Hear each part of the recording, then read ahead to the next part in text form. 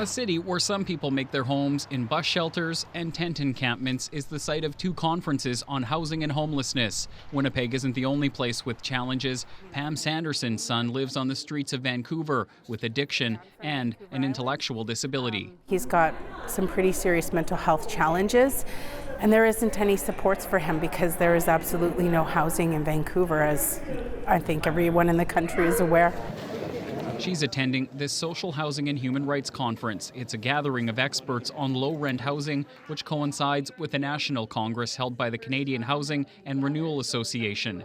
Shauna McKinnon is a principal investigator with the Manitoba Research Alliance. She says the goal of the conference is to come up with an action plan to lobby governments to create more housing outside the private market.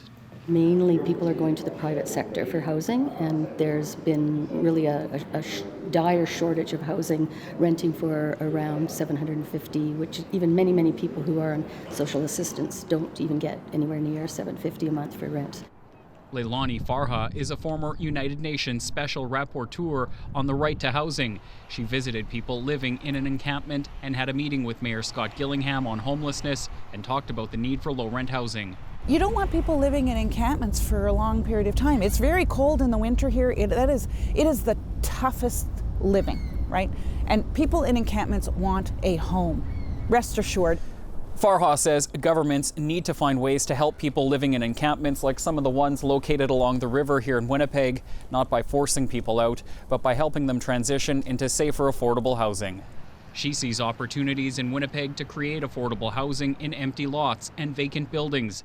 Gillingham's spokesperson says they had a good conversation and there may be ways to assemble land or streamline city approvals for housing projects. Steve Pomeroy with the Canadian Housing Evidence Collaborative says governments need to act fast because the problem is getting worse. House prices have gone up massively, rents have gone up massively. The consequence of that is low-income folks whose income is either fixed or hasn't gone up are facing greater difficulties. Sanderson says having a son who lives unhoused is the most difficult part of her life. He needs supports, like full wraparound supports, 24/7 supports.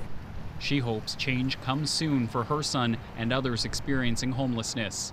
Josh Crabb, CBC News, Winnipeg.